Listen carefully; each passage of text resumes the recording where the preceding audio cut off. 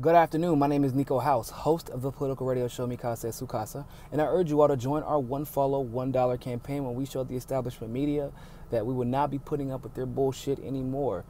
They continue to lie. They continue to peddle false narratives and conspiracies like the Russia conspiracy. They continue to hide the truth from us.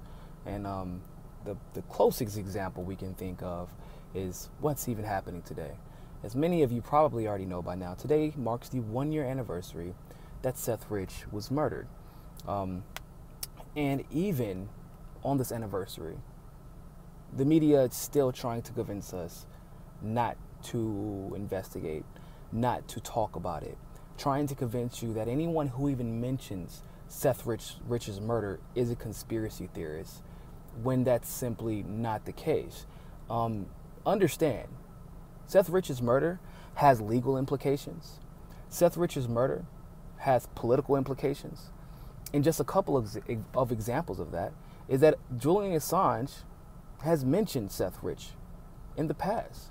Kim.com, for those of you who don't know, he was the creator of Mega Upload, claims that he has information regarding the case and that he would, as long as he was in a legally protected environment, he would bring that information forth where it could be used, as long as there was a committee and investigation started, an official one.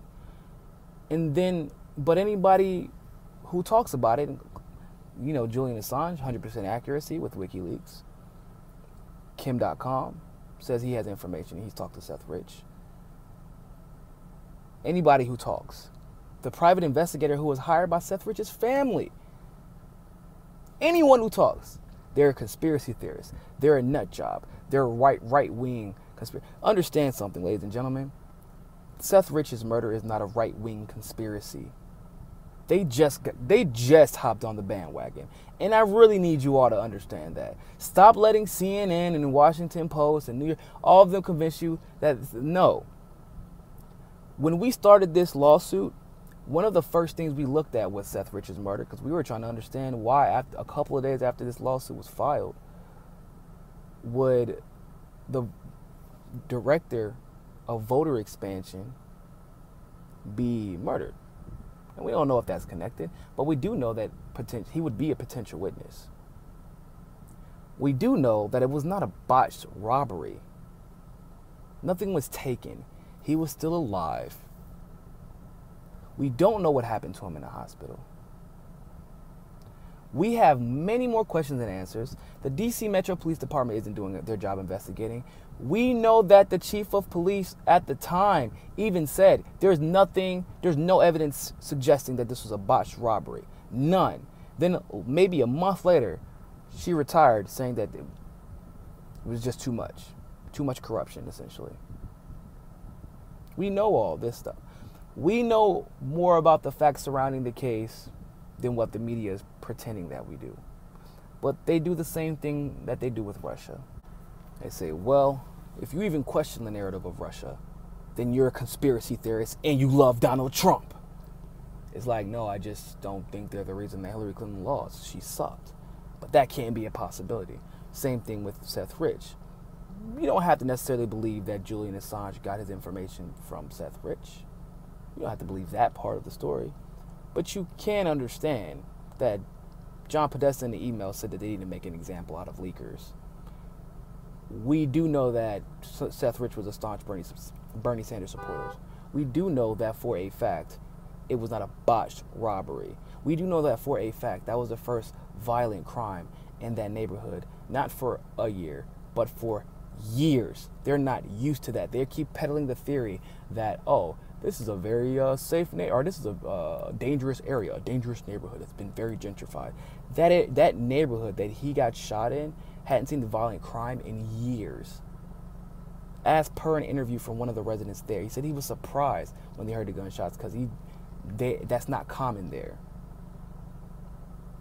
So the fact that we keep being told to stop talking about it, it's a little bothersome to me. Even the family hired a private investigator, and the private investigator was doing his job. And a PR person was hired to the family, or was assigned to the family from the Democratic Party. all of a sudden his statements weren't authorized to make. Which is cool, whatever. Understood. The statements weren't authorized. But that's not saying the statements that he made were untrue. That's not saying that everything he found was untrue. And nor would the PR man claim that. Why would he claim that? Because that's a lawsuit saying that a private investigator is lying about verifiable facts. There was no statements retracted by Rod Wheeler, the private investigator.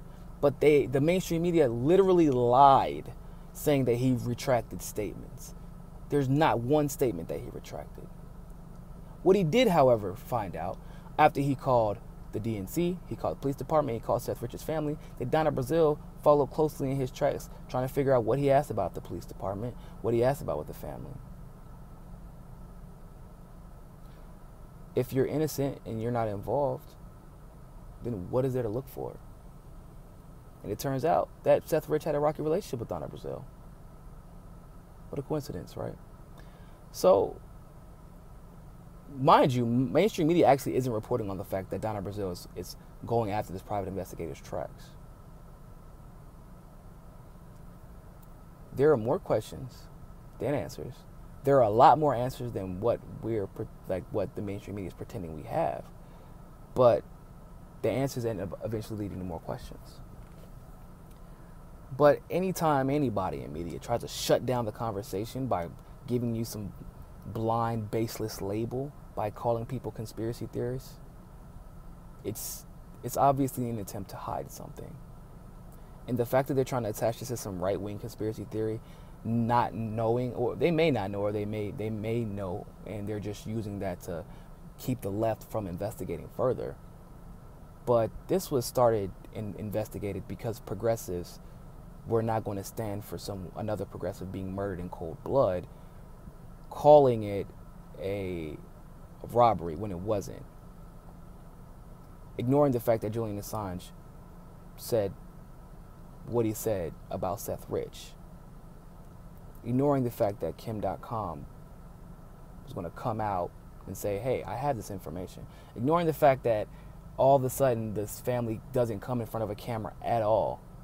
They made a statement today saying that we want everybody to stop, doing this and with the bipartisan part of politics. And if you've ever listened to the family speak, which I encourage you all to do if you haven't, you can tell that their statements are not their own. I'm not saying that that's not what they want, but I have yet to see a video, since the video of them thanking everyone for all the love and support and the help that they've been providing. And everybody coming forward and offering help. They haven't been on video again. But if you've watched that video and look at the statements that are PR prepped, you don't even know for a fact that that's a statement. For all we know, the PR guy wrote the statement. He probably got the parents to sign off on it, and they emailed it. That's how. I don't know if y'all know. That's kind of how a lot of this stuff works. So until we see a video, hear an audio, something like that, I'm not going to believe any of those statements are theirs. They didn't even hire him. So with that being said, like I said, this is just yet another example of why we need to continue to support our independent media and show the mainstream media that we're not putting up with that shit anymore. Because lives are on the line, ladies and gentlemen. This is serious. The last thing I would want to see is an activist come up dead, and then, even with all the facts we have, they're saying anybody who discusses it is a conspiracy theorist. That's dangerous. That's a dangerous line of thinking. Saying that pursuing a legitimate investigation, saying that even though the police chief said this is not a botched robbery, that there's nothing that indicates it's a botched robbery, even with the circumstance of the police chiefs quitting because of all the corruption less than a month later, even with all that circumstance, they don't think that it's investigatively worthy. It doesn't make any sense. And it obviously means they're trying to hide something. And if 50,000 news outlets start coming out with the exact same narrative, you need to be scared. That is called propaganda. You need to be scared. We need to take our news and our truth back. And we need to support independent journalists who are going to go out there, investigate, connect their actual dots, look at all of the facts, not just the convenient ones, and give you all the objective truth. So please, go to our One Follow $1 campaign. The links are listed below. And always remember, find your balance. Rest in peace, Seth. Peace.